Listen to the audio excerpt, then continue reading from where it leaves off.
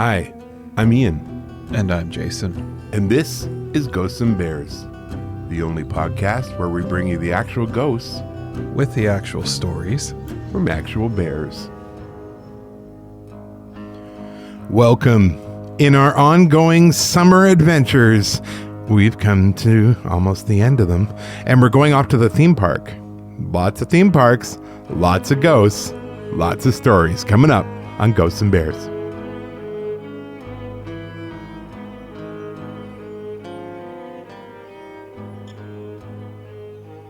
Well, hello, my friends. Sadly, once again, it's story time with Uncle Ian. Jason is actually in a whole different part of the province right now. He's in Terrace, and he is doing, I think it's like a week-long thing with the MBA program. So that is where he is, and I am here managing everything, as always. So that's what's going on. But I am super excited about this episode. Theme parks are just kind of crazy. I mean, if you've gone to a state fair or whatever, there's those sort of transient rides and things with people who, carnival people. Let's call them that. I don't need to be mean. And it's interesting, but the real places that seem to hold on to people are going to be those theme parks. Disneyland, Disney World, Six Flags, just all those are the big ones. And we had a theme park in Calgary, where I grew up. And it's pretty funny. It was called Callaway Park, and it was based with Hanna-Barbera characters. So Flintstones was heavily featured when it first opened. And it was a huge deal in Calgary, like a huge deal. And honestly, it was really designed for kind of kids 10 and under. I'm not going to lie, but I was 10 and under. So this was amazing. And my mom had said, because as you know, we were raised very religious. My mom had said, my brother and I, under any circumstances, were we allowed to go in the haunted house. So of course, the first chance we got, we'd gone with another bunch of people, and my mom was talking to their mom, and I'm like, I gotta go to the bathroom. And my brother's like, yeah, me too. And we took off and we went straight to the haunted house. In retrospect, it wasn't even scary. The scariest part was that we were like doing something we knew we shouldn't have been, and that we were like, breaking the rules, so to speak, and that God would surely smite us. And I guess in a way he did. So my brother and I got in there scared out of our minds. And keep in mind, Flintstone characters, like there's no monsters. It's just spooky lighting and weird noises. Absolutely terrified. I full on panic, and I see a door marked exit, and I just go through it. And it's a crash door. It's one of those emergency crash doors for emergency exits, as we will see coming up in the stories, just how important those are. So we burst through this door, it slams shut behind us, and we find ourselves literally on the outside of the park. Like the building backed onto the perimeter line, and we are now outside the park. And I look at my brother, and we are like, we're dead. Like we're dead. Mom is going to find out for sure. And we don't have any money. We can't pay to get back in. So I do the only thing I can think of to do. And we start hammering on this door, like just pounding on it. And finally someone opened it, probably because they're like, what the heck? And I'm like, I'm so sorry. We came out this door by mistake. And they're like, okay, come on in. Should have filed that one away for another time. And they let us in. And we zip through the rest of the thing. I pretty much have my eyes closed, just pushing past everybody. We burst out into the fresh air. We run back to my mom, who's like looking at us like, are you guys all right? Like, you were a while. And we're like, oh, we're fine. Let's go on the log flume. And yeah, it was so stupid. And that really was kind of, when I dabbled in the occult. Because that's as close as I got when I was 10 or under. But now you know. So there's my own little haunted theme park story. The theme park that absolutely wasn't haunted. I went back there a few years ago to Callaway Park in Calgary, Alberta. It's a little sad. There's no more Flintstones. There's no more anything. It is stripped bare. You can still, if you know what you're looking for, you can tell there's like, Flintstones kind of thing, but yeah, no, it's not good. There's one roller coaster, which is sweet, and everything else, they're trying, bless them, but it's never going to be like a big American theme park. It's just not. The only other experience I had with a theme park that was sticking around as a kid was in West Edmonton Mall, which also, it has seen better days. I mean, first of all, it's in Edmonton, but it looks rough. It looks fine. No, I shouldn't say that. It used to have like aviaries and giant aquariums and dolphins and all this amazing stuff. And now, nothing. Like empty gardens, the same store repeated 3 times. Like, it's really sad. And the claim to fame for the theme park in West Edmonton Mall, which doesn't seem to be very popular, I'm not going to lie, was the roller coaster came off the tracks and killed some people. Not great. Not really how you pack them in. It looked like recently all of the fiberglass in there had been hosed down with some paint, and that's great, but it wasn't looking good. No. But then again, I guess, you got West Edmonton Mall. It's no Mall of America, which the same people eventually went on to build, by the way. So there you go. I guess West Ed was practice. So we've got some amazing stories about theme parks, haunted theme parks, and I hope you enjoy them. I loved researching these and getting these, and we will jump into those when we return right after this.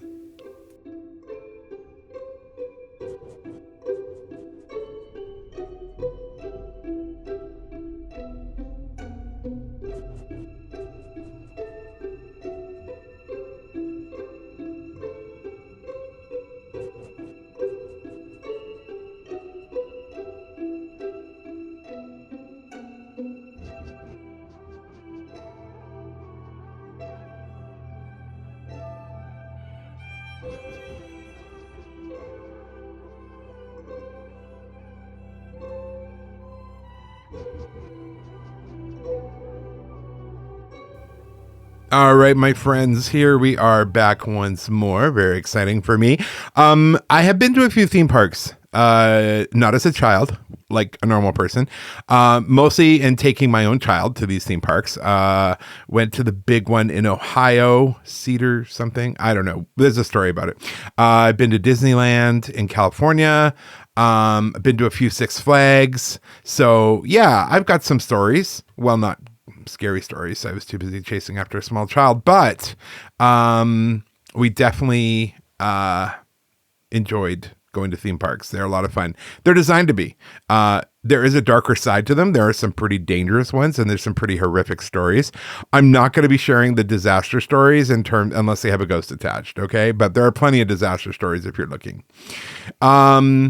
So our first story comes to us from St. Louis, Six Flags in St. Louis, which I have never been to, but it's pretty interesting.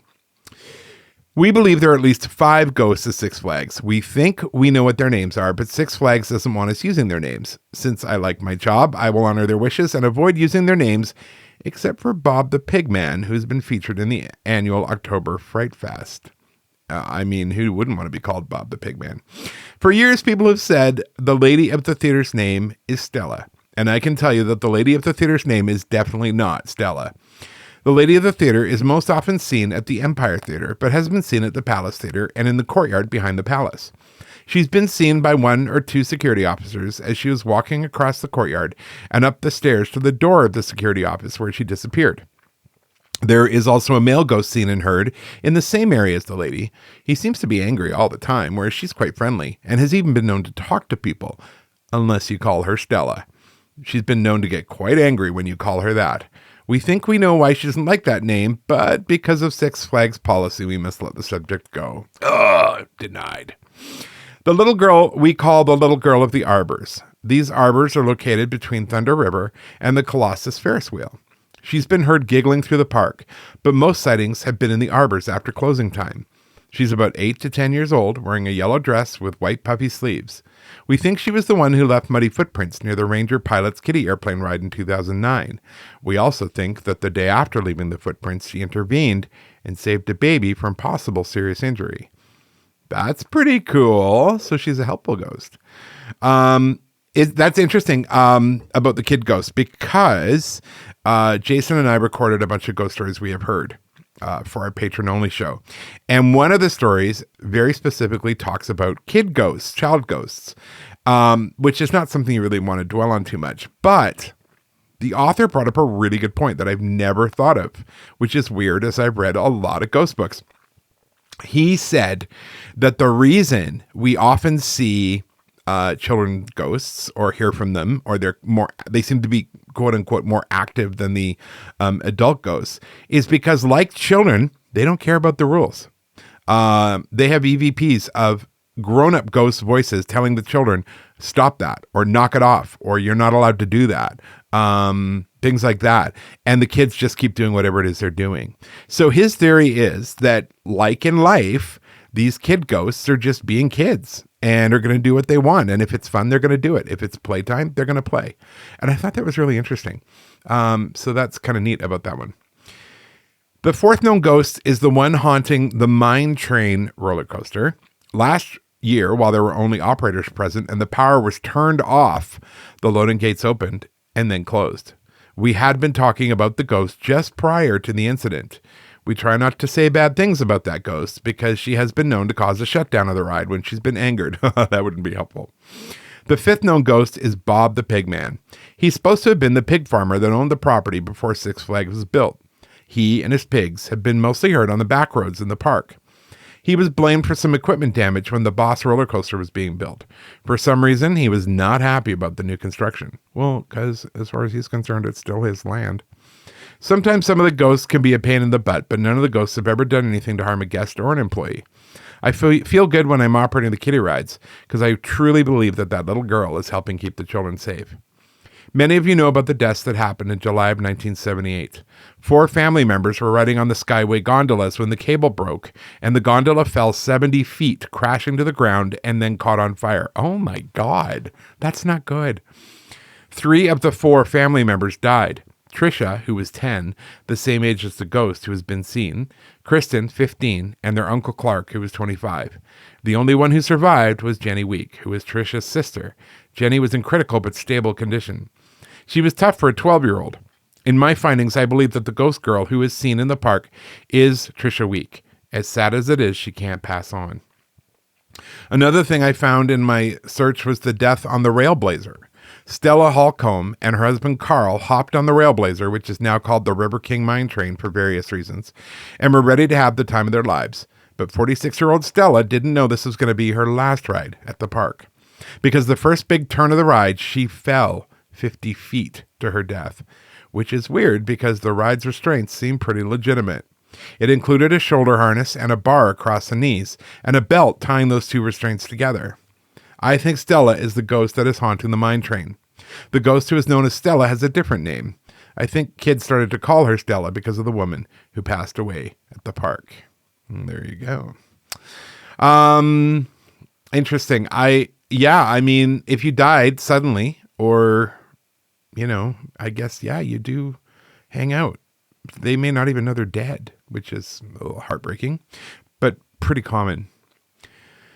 All right, this next story, Six Flags Great Adventure in New Jersey. It's so weird. Jason and I literally, while we were doing the ghost stories we have heard, we're talking about New Jersey, how we've never actually been there.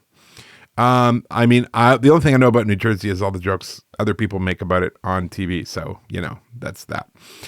I went there for a camp. All my friends in my group wanted to go on the King de Ka, the fastest roller coaster on earth. I was going to try it, but by the time we got up there, I chickened out. 5 of the 7 kids in my group went. My counselor didn't go either. When 2 kids were in line, there were 3 in the carts, all strapped up and ready to go. I was standing behind the gate by the exit on the other side, wishing them good luck. One of my friends asked a kid in my group if they can sit next to them because there was another open seat. They said sure. But when she sat down, she couldn't. Something or someone was blocking her. So she just said she'll go when they get off. My friend wasn't even paying attention when this was happening, but I saw it happen. The chair pulled down the seat on its own, and strapped itself in.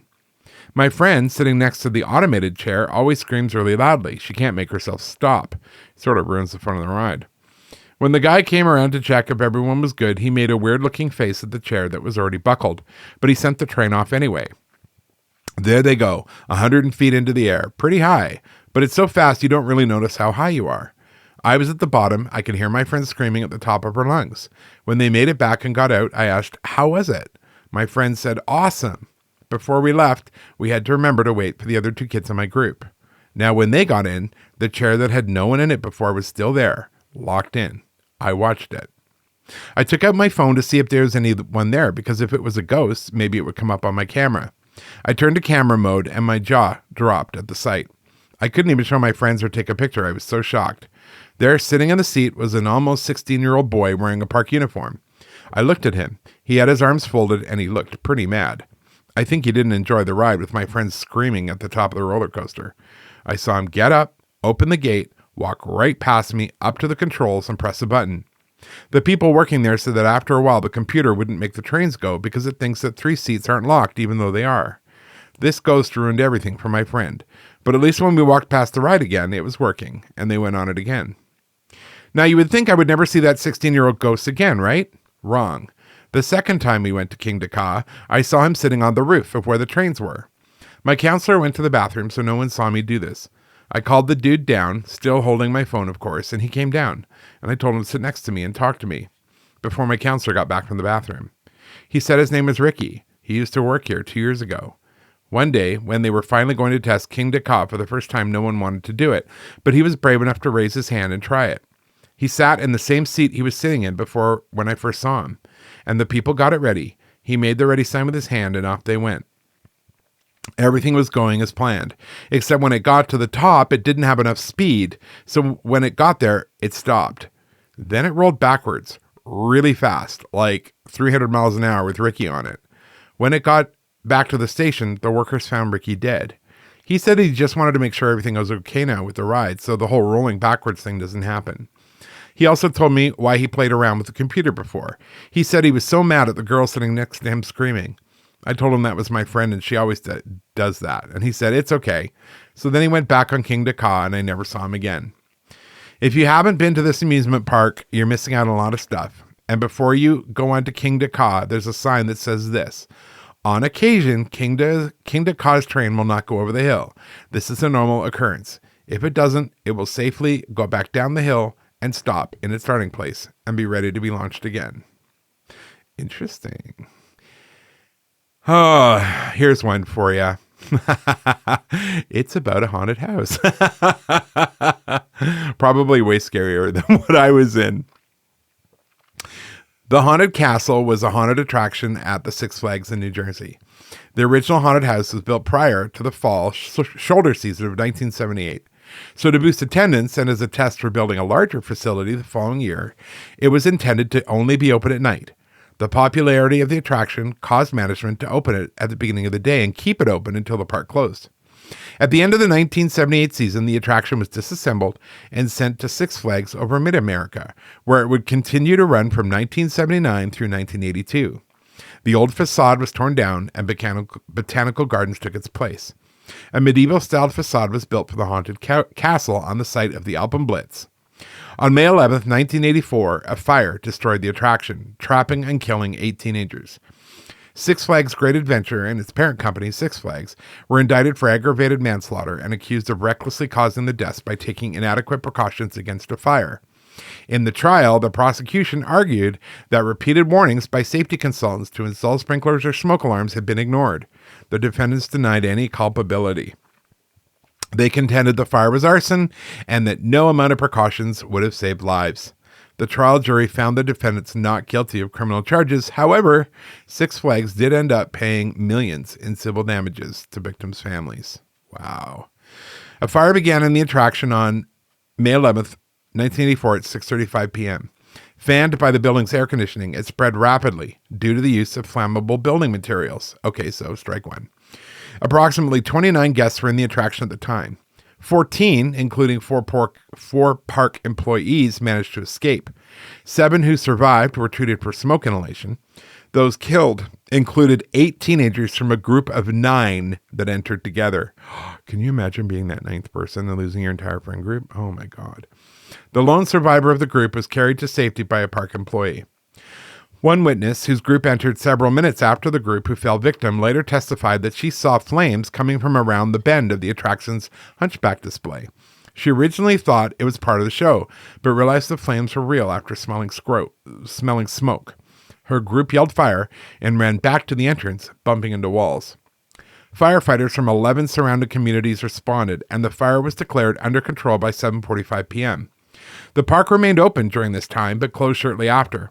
No one realized that lives were lost until later that evening, when the bodies of the teenagers were discovered in one of the attraction's trailers. The bodies were burnt beyond recognition and were originally thought to be mannequins. Oh, that's so sad. Only one side of the structure, utilizing 9 of the 17 trailers, they're using tractor trailers for this, was occupied at the time of the fire. During the subsequent criminal trial, the Jackson Township Fire Inspector testified he had never inspected the castle. The township considered the castle a temporary structure, even after it had been at the park for 5 years, based on the fact that the trailers were still on wheels. The castle lacked a building permit, a certificate of occupancy, fire and smoke detectors, and sprinklers, despite repeated recommendation by the park's own safety consultants. Oh my gosh, that is so not cool. This is actually from the person someone who worked there. When the fire caught and took 8 teenagers' lives, it was my first or second day working at the park. I was assigned job as clerk in the gift store. Shortly into my shift, I was inexplicably pulled out of the shop to stand, watch, and divert visitors from an area engulfed in smoke and flames. It was a horrible assignment, for which my 18 years on Earth had not yet prepared me. I eventually heard it was a fire at the haunted house. I recall thinking it seemed like a bad fire and questioning why the park was not closing. My shift ended, yet no supervisors were anywhere to be seen. I just stood there, doing as assigned, either out of sense of duty, concern, or interest, until I finally decided I should just clock out and go home. I left with little knowledge of just how bad a tragedy I was blocking people from. News was slow in those days, and the fire was reported at 11 p.m., but no details of the missing youths or extent of tragedies was included. I returned to work the next day as scheduled for an opening shift. The park offices shared the same area as the employee building and park entrance. As I exited the building to enter the park, I witnessed dozens of people, who were obviously not employees, running around desperately screaming. One of them approached me explaining they were all parents and families of teens who never returned home from the park prior that evening. She begged me for help, crying that park management would give them no details or access to emergency officials, and they were told the only way they could get into the park was to buy a ticket and wait for the park to open. Oh my God, that is awful. It was one of the most inhumane events I ever experienced. I stood there watching the crowd and tensions grow. No management was in sight. Disgusted, I headed for the locker room, changed, handed in my uniform, and I never returned to work again. Oh my gosh, that is so bad. That is so crazy. All right. We are heading back to the Great Adventures in New Jersey. My boyfriend and I went to the Six Flags amusement park yesterday. When we came back to wait for our bus in the parking lot, we were early, so we decided to watch King Ka and the Superman coasters and take some pictures. After taking pictures, we were leaning on a white plastic division blocker for cars when my boyfriend kept looking next to him while we were talking. Then, from out of the corner of my eye, I quote-unquote saw some young white dude in age from 17 to 23 years old, about 6'1", standing next to me. He had a curly red or brownish afro and was wearing a red shirt, like a red, black, white lumberjacket. I asked my boyfriend if he saw someone standing next to me, and he said no, but I thought I saw someone sitting next to me. Come to find out, we saw the same guy. He described him with blue jeans and old black and white Converses with a red shirt, something he'd wear in the 80s and 90s, old school gear. So today I found this on the web. On August 16th, 1981, 20-year-old park employee Scott Tyler of Middletown fell from the rolling thunder. I know there are many more deaths at this park. I wouldn't be surprised if I saw Scott Tyler. Wow. I have always sensed a feeling that it was haunted. I'm very sensitive to these things, but I've never seen anything out of the ordinary there. Only an intense feeling of sadness in the air. In contrast, the house I stay in when I visit Florida seems happy enough, but I have experienced what felt like borderline poltergeist activity there. One of the investigators noticed black shapes roaming the haunted castle property, and such appeared on our video. Although the black shapes could be dismissed as something else quite easily, it looks quite eerie, but maybe the camera was shaking and it was a shadow. Other people have reported apparitions for years on the site of the haunted castle, where those 8 people were killed, all boys, 17 to 18, and one 16-year-old girl. The stories I heard were associated with the bumper car ride that eventually was placed over the site. One report had a spirit walking over the floor of the attraction. Another had a spirit appearing in one of the phony windows on the facade of the ride. A girl in her early 20s was killed on lightning loops in 1987, and the aforementioned rolling thunder death of that young male occurred in 1981. Wow, this is brutal. All this at one park in New Jersey. Next person, another account. I was 19 years old and getting ready to go back to college. My boyfriend and myself were seasons past weekly visitors of Great Adventure Six Flags. The day was very humid, the air was very sticky, and we were visiting the park for an event. The park was crowded. The park was putting on a concert that evening. It was Golden Earring. They were going to play When the Bullet Hits the Bone. It was one of their hit singles. Maybe their only one? I don't know. While walking the park and waiting for the concert to start, there was an overwhelming smell of smoke. The park seemed calm, yet something was happening as people began to flock towards this row of trailers that were a makeshift haunted house. My boyfriend and myself did the same after many minutes of being passed by people. As people passed, we heard rumor the park was closing.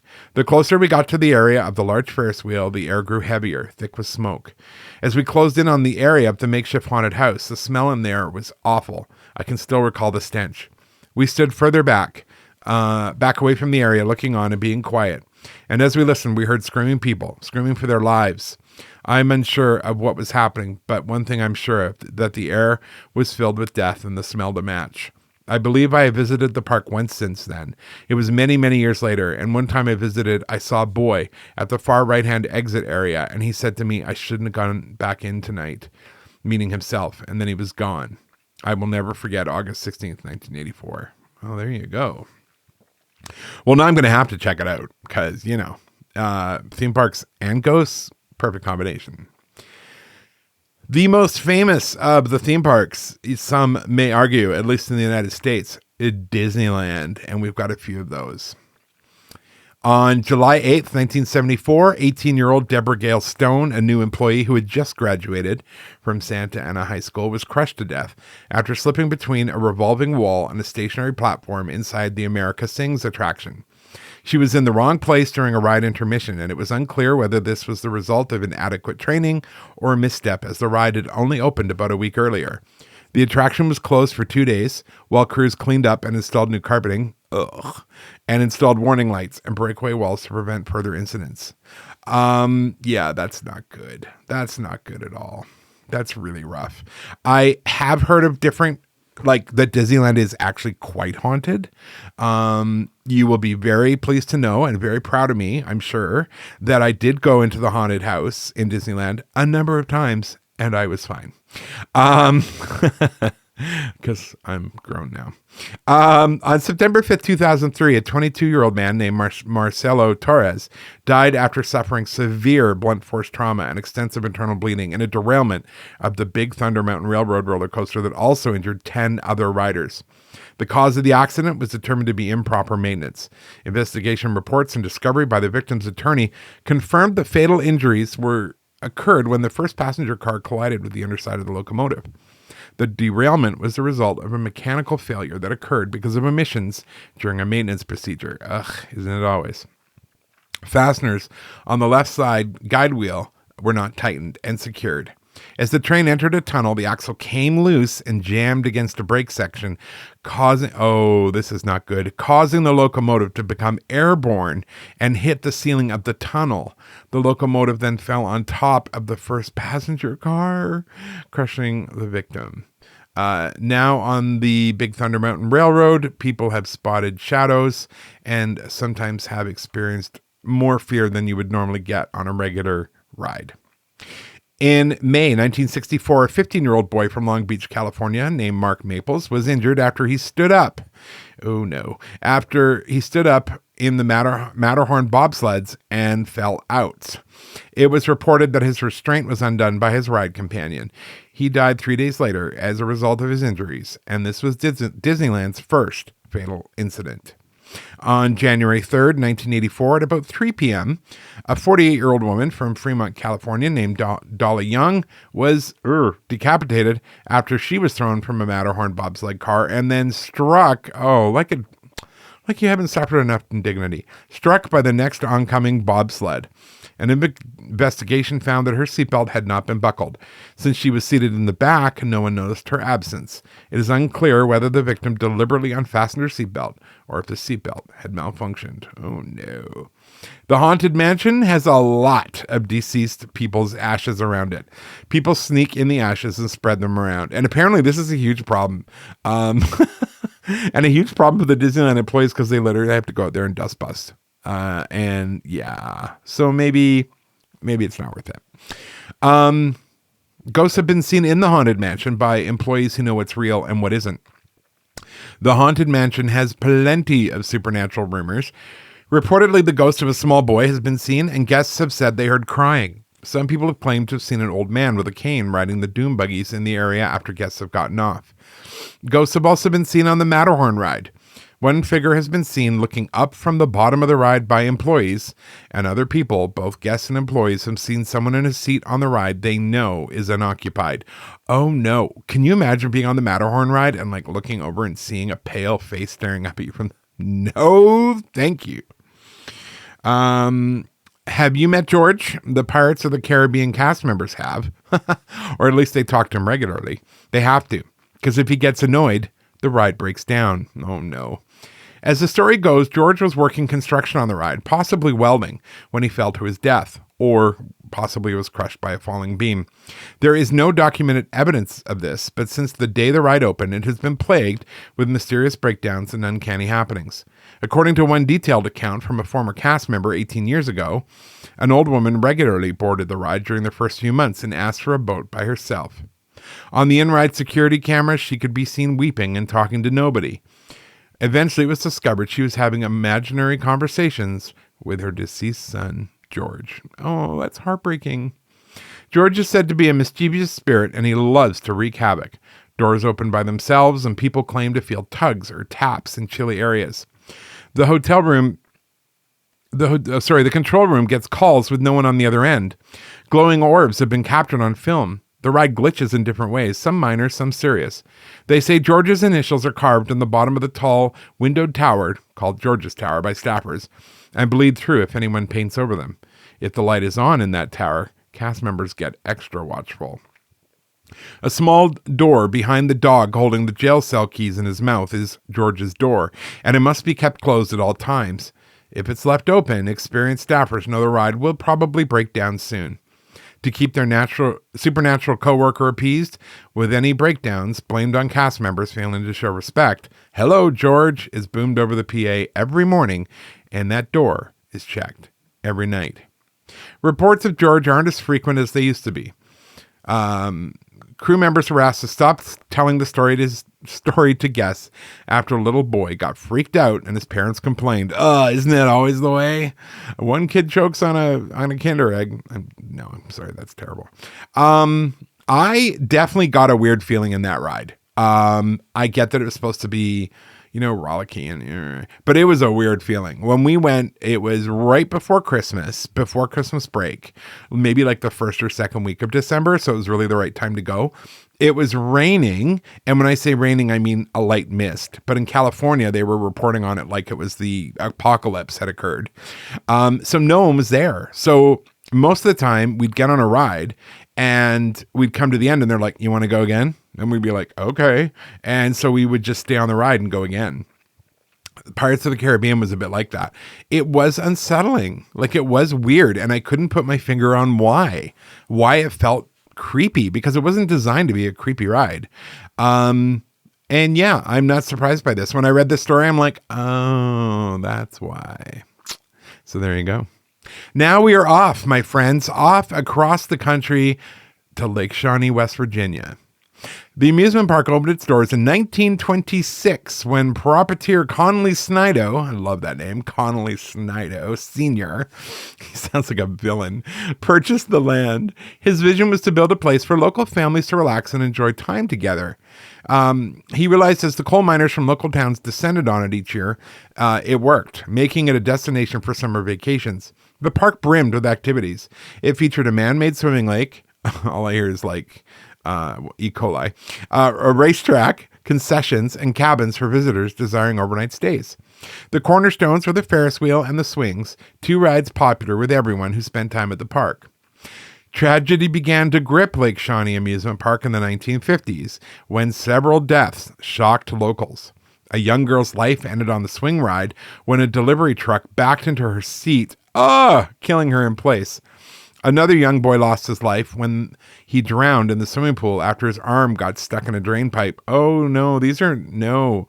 By 1966, Lake Shawnee Amusement Park closed its doors to the public, and the land sat dormant for decades. In the 1980s, the park again welcomed visitors when Gaylord White acquired the land, another villain, and set out to restore it to its former glory. In addition to purchasing a Ferris wheel, he found a swing ride that seemed to be just like the swings that once thrilled the guests. When they installed the swings on the property, they realized the serial number matched that of the swings that were on the property from the 1920s until the park closed in 1966. It was a serendipitous homecoming that made the grand opening even more poignant. Lake Shawnee Amusement Park welcomed tens of thousands of visitors during its second run, which was just about 3 years in the 1980s. Unfortunately, high insurance prices, that's the new bane of everyone's existence, isn't it? High insurance prices forced the White family to close their doors for the second and final time after just a few short seasons, forcing them to pivot to other activities to keep the land active. They hosted fishing tournaments in what used to be the swimming lake, and they planned to create a space on the property for mud bogging, a motorsport the family knew would draw crowds to watch. While excavating a mud bogging track, though, the White family made a series of surprising discoveries that added depth to the property's already rich history. Together with a team from Marshall University, the White family discovered artifacts that told the story of the people who originally called the land home, the Shawnee tribe. In the 1700s, the property was the active home base for these First Nations people until they seemed to suddenly disappear. Among the bracelets, clothing, and tools, they also found mass graves, meaning that suggested as many as 3,000 Shawnee may have been buried on the property. It was a shocking discovery that furthered yet another story that played out on that land, that of the Clay family. In the 1770s, Mitchell Clay, his wife Phoebe, and their children became the county's first English settlers. Sorrow did not spare them in their new home. In 1783, members of the Shawnee tribe murdered two of their children, Tabitha and Bartley, on the property. Mitchell tracked the tribe members into Ohio, where he found a third child, his son Ezekiel, burned at the stake. Oh my God! All three children were buried on the property, and a monument now stands on the location of their tragic death as a memorial to them. While it may have been the first violent tragedy to take place on the property, it certainly was not the last, especially with regard to children, and it started to make people wonder, is Lake Shawnee Amusement Park haunted? Many people report interactions with the little girl who died on the swings, because the White family acquired the original swing set when they reopened the park in the 80s. It seems possible, likely even, that the girl's spirit might spend time near the spot where she took her final breath. Sure enough, some eerie interactions have taken place near that swing. Her swing is marked by a red ribbon, although she seems to prefer an adjacent swing where an owl ornament hangs down. On a still day, the owl seems to dance in a breeze only it can feel. We watched it shake and spin on an otherwise still day when not even the leaves in the trees above seemed to move. Curiously, the owl will often stop in its tracks, falling limp as if someone hit a switch, or as if a child had dropped it and moved on to other toys. The boy who died when he drowned in the lake is also reported to move throughout the park, seemingly preferring the area at the front of the park where he can welcome and protect visitors in a way he could not protect himself when he was alive. Close to the lake, a white plastic pinwheel attached to the side of an old ticket booth may be his connection from his world to that of the living. Like the owl ornament, the pinwheel moves even when there's no wind, suggesting that someone we can't see might actually have the ability to control it. During our visits, we saw a video featuring a woman asking for the pinwheel to move, to speed up, go faster, stop. And it does, without any wind. Is Lake Shawnee Park haunted? While it may be impossible to separate the suspicious from the supernatural, one thing is for sure. There doesn't seem to be any evil on the property. Despite the Shawnee burial grounds just across the field and the resting place for the Clay children who perished in a violent attack, there are only stories about playful ghosts who only seemed interested in human connection. Now, here's a very interesting one for you. This is bizarre. This is so weird. And the fact, it's just so weird. Okay, here we go. We're off to Japan. So sit down, buckle up, eat your snacks, wake up. We're almost there. A bizarre theme park with a giant statue of a classic storybook character as the main attraction was doomed to fail from the start. Gulliver's Kingdom theme park in Japan was built nearby to the infamous Suicide Forest and was open for just 4 years before being left completely abandoned. The theme park sits near Mount Fuji, but it is also nearby to the Suicide Forest. After being opened in 1997, the park closed in 2001 due to poor attendance and dwindling profits. The wacky concept for an enjoyable day out for families was inspired by the iconic novel Gulliver's Travels. And the Japanese government, who funded the project, made sure to go all out with the attractions, even if it wasn't the best thing to do. The centerpiece of the park is a dominating statue of the main character Gulliver as he's tied to the ground by ropes, much like in the book. However, coming in at a mammoth 147 feet, the statue was far too creepy to really appreciate, but it did become a fun part of the park's short identity. Tourists would come, sit in the palm of the giant, and get photos, and then they'd go home. The giant Gulliver was unreal. Entering the grounds, I didn't see him right away. This is someone who went in there because the park's abandoned. Then as I delved deeper into the park, he suddenly loomed out of the landscape. It was such a momentous thing to stand in the presence of. It was the most amazing and surreal object I've ever seen. It felt so weird to lie in the palm of a giant man while surrounded by this stunning scenery.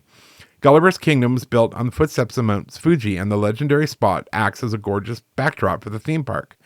But the decision to put the park under Mount Fuji meant, as we know, it was near the Ekogahara Forest, known as Japan's notorious Suicide Forest.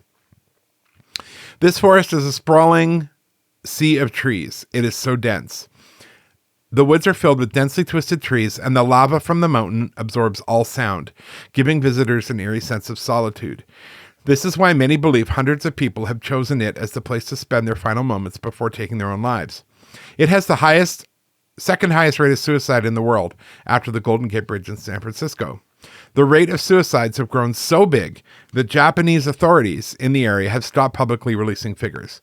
Chillingly, Japanese authorities have been forced to erect signs at the start of some trails, urging suicidal visitors to think of their families and contact a suicide prevention charity. Some 105 bodies were found in the forest in just 2003, while police recorded more than 200 in 2010. There tends to be a spike in people taking their own lives in March at the end of Japan's financial year. Some bring tents into the forest and camp for days, debating their fate. Japan has one of the highest suicide rates of any country in the world, and the 2008 global recession made matters much worse. Historically, it is said to be haunted by the forest is said to be haunted by a yurei, a ghost from Japanese mythology. And it's also situated close to the village of Kamakushuki and the former headquarters of Am Shinrikyo, a religious killer cult that caused the deaths of 13 people in the Tokyo sarin nerve gas attack of 1995. This group was labeled as a terrorist organization by several countries, including the European Union. This led to a speculation that tourists would rather avoid the park because of the creepy feel the other two spots nearby give off. The other huge issue with this amusement park, the lack of amusements and rides. Outside of the huge giant laying on the floor, it had two other rides, a bobsled track and a luge course, neither of which were huge attractions for Japanese tourists. The rest of the kingdom was surrounded by pastel-colored houses around a moat lake, all inspired by the 18th century novel, as other smaller statues from the book are also littered around. Because of the lack of customers piling through the front gates of Gulliver's Kingdom, it was just closed down and left to rot. Since 2004, the park was left untouched by investors and only seen by locals looking to explore the wacky spot one more time. The Gulliver statue is left covered in graffiti, and the park signs have decayed. Before it was eventually demolished in 2007, it became just a distant memory from those few who visited. One person said, I can see why the park did not last very long. I would not want to go to a theme park next to those sinister places. And also, why would you base a theme park based on an 18th century English novel? People have claimed to see shadows moving around the park, and most people find the whole area unsettling. My question is, you know how Mount Shasta has a whole bunch of weird stuff going on. I'm wondering if it's kind of the same deal. Like, is that what's happening with this? Like, is it just kind of a weird, I don't know. Who knows? Maybe I'm just overthinking it, but it just seems really weird to me. Maybe Mount Shasta and Mount Fuji are somehow kind of the same vibe. I don't know. Serengeti Overlook. Busch Gardens, Williamsburg isn't the only haunted Busch Gardens. Its older African-themed counterpart in Florida is also home to a spirit or two. The Serengeti Overlook, then known as the Crown Colony House. Oh, I can't imagine why they got rid of the colonial name. Originally opened in 1964 as a Valentine's Day gift for the third wife of August Busch. It closed in 1982 for refurbishment, but didn't open until 1990. It was when the restaurant opened in 1990 that the first paranormal activity began. Employees reported experiencing cold spots, phantom piano music, and seeing apparitions. One spirit occasionally seen is that of a little girl. Sounds of children playing in the restaurant after hours isn't uncommon either. Another spirit seen is of a woman dressed in a white gown. Over the years, employees have detailed the activity, usually picked up around closing time when they're shutting down, and that the fourth floor seems to be the most active. Numerous people have felt presences following them on the floor, and the temperature inexplicably drops anytime they press the elevator button to leave. Orbs, moving trays, shadows, and cigar smoke are also noted amongst the occurrences, some of which the guests have noticed too. We'll close over these two, I think. Hershey Park, Pennsylvania. I've been to this one. It was cool. I thought there'd be more chocolate. Just saying. The Lighthouse. On July 13th, 1929, at Hershey Park in Pennsylvania, Milton Hershey opened a sprawling, for its time, pool complex at his park that included a bathhouse, beach area, and a lighthouse. The pools were closed in 1971 and filled in, but the Hershey Lighthouse remained, and with it, a few ghosts. Over the course of the 40 years the pool complex operated, multiple drownings occurred and are believed to be the source of the hauntings within the lighthouse.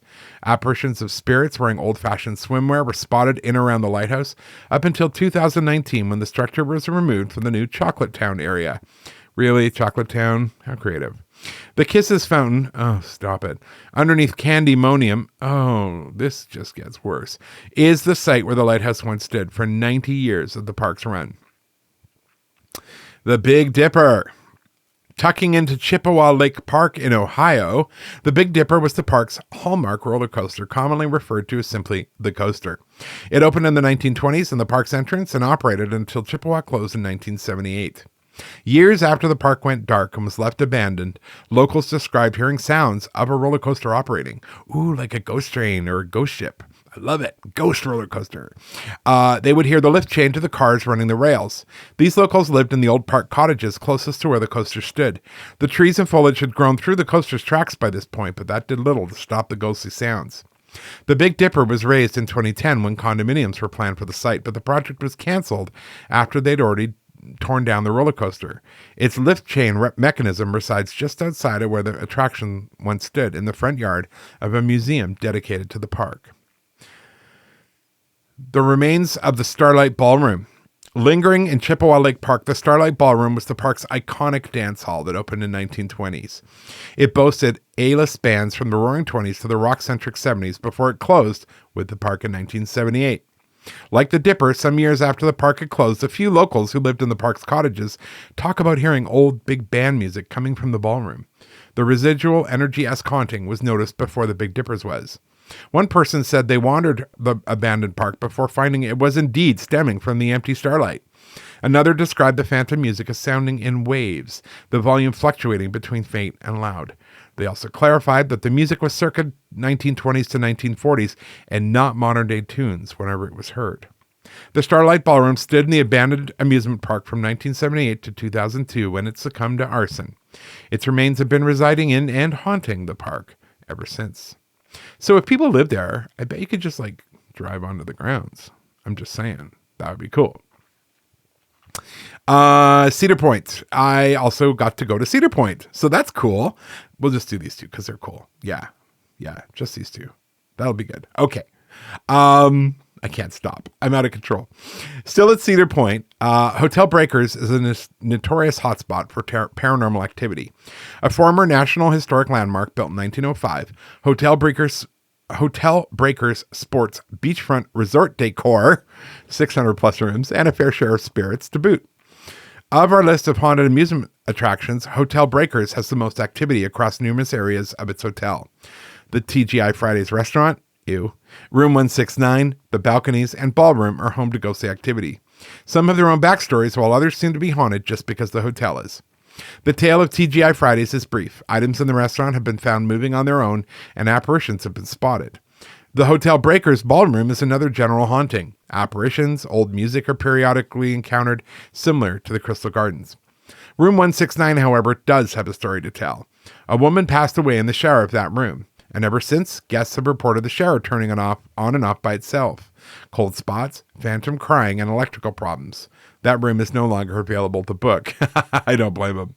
Lastly, the balconies are purportedly haunted in the form of guests, particularly female guests feeling pulled or pushed towards the balcony's edge. Oh, good, a murdery ghost. The story goes a couple made a pact to jump from one together and went through with it. However, the woman made a split-second decision to grab the ledge and save herself while the man fell to his death.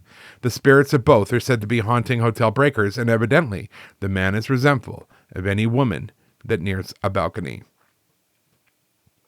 All right, my friends, I believe we have come to the end. There's a few more stories, but I just can't keep going. I just can't.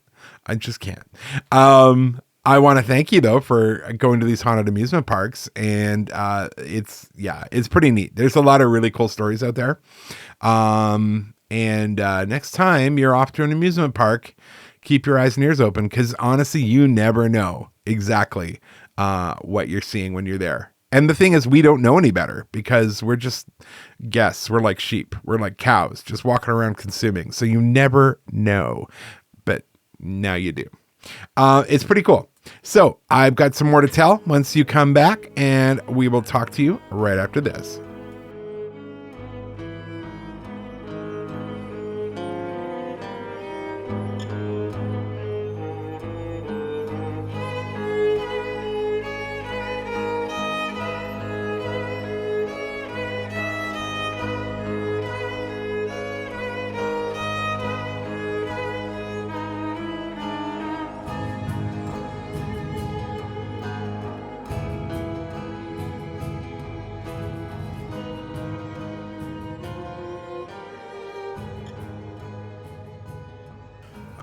All right, my sweet friends, we are coming into the final stretch here.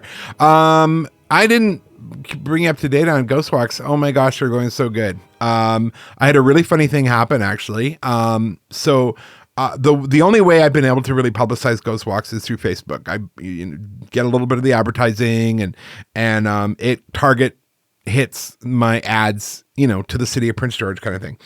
Well, I'd set one up for July because I sold out pretty much 3 of the 4 walks for June, and I thought it would be great to do the same thing.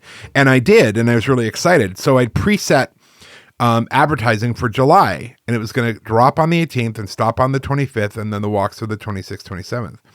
So on the Sunday, the 28th, I thought, I'm going to look at my little advertising account and see, because you can see the demographic of like who clicked on it, and are they male or female, their age range, all that stuff. So I thought that'd be really interesting. So I click on the ad, and then I realize Facebook never dropped the ad. They put the post up, but they never made it an ad. It never went beyond my little Ghostly Walks page, PG Ghostly Walks. And I thought, wait a minute, how did that work? Because we sold out 3 of the 4 walks. And then I thought, oh, that's cool. So I was really excited. That was really neat. I got 2 more walks coming up at the end of August, or near the end of August. I think it's the second last weekend in August before the long weekend. And then October, hitting it hard. And October is going to be a crazy month because I'm doing almost every single Friday, Saturday, except for when I'm in Calgary for the book launch of Calgary's Most Haunted, which I'm getting really excited about because I think this is my best book. I'm not going to lie. We'll see what other people think, but I'm pretty excited about this book. I say that now and it'll just get smeared by critics or something. Or Bethany, who has an Instagram page. But we'll see. I don't know. Who knows? But I'm really happy with the book, and I guess that's all that matters. I'm just going to cling to that. But yeah, so we're going to be in Calgary for that. Otherwise, ghost walks galore. Even doing a special Halloween ghost walk. It's going to be 90 minutes instead of 60 minutes. I'm going to give away some books, give away some candy. It'll be a good time. So if you're in the Prince George area, I mean, it's the same route if you've already gone. I'm not gonna, but there will be extra stories in there. Not that many, but enough that will make it more exciting. And it'll be Halloween night. And it'll be over by 8:30 because I don't want to be downtown when the drunk people are. Learned my lesson doing the ghost walks in Victoria. We want to thank all of our patrons. You guys are amazing. You have stuck with us. You are a friend to us, and we are grateful for you. And that includes Michelle, Taylor, Dawn, Robin, Maria, Gina, Sharon, Sherry, Marion, Kathleen, McFizz, Mary Frances, Christopher, David, Ashley, Jeremiah, BB Nix, Melinda, Jordan, Tammy, Taya, Evan, and Arwin, Steve, Kyle and Charlotte, Catherine, and Mari. Thank you guys so much. Like, oh, so grateful for you. And you're what keeps us going. We have enough ghost stories we have heard recorded now to last until after Christmas. So I'm pretty excited. And that's a good thing, believe me. So if you are a patron, look forward to those. If you're not a patron, why aren't you? You can join, and for as little as $5 a month, you get access to all of our Ghost Stories We Have Heard episodes, and there's merch that comes your way. And you also kind of get some more inside information sometimes when things happen. So definitely check that out. Other than that, I want to thank everyone for hanging in with us. The next episode coming up, I believe is in, it's the last one in August. It's a good one. I'm excited about it. I'll tell you that. I've already done all the research for it. I've got all the stories. I've even designed the cover art. Like, it's a good one. So I think you'll enjoy it. Otherwise, thank you guys. Have a fantastic rest of your summer, and whatever you're doing. And thanks for sticking with us. And yeah, don't forget, you can always put a review for us. 5-star only, please, on iTunes. Big help. It makes us stay current and can even attract new listeners. So we'd be grateful for that. All right. Next time, Jason will be here. Otherwise, thank you, my friends, and stay safe, stay spooky, and enjoy it. And remember, if you're looking for a podcast that has all those wonderful things like Ghosts and Bears, well, we're it. Did you like that sign off? All right. Take care, friends. Bye.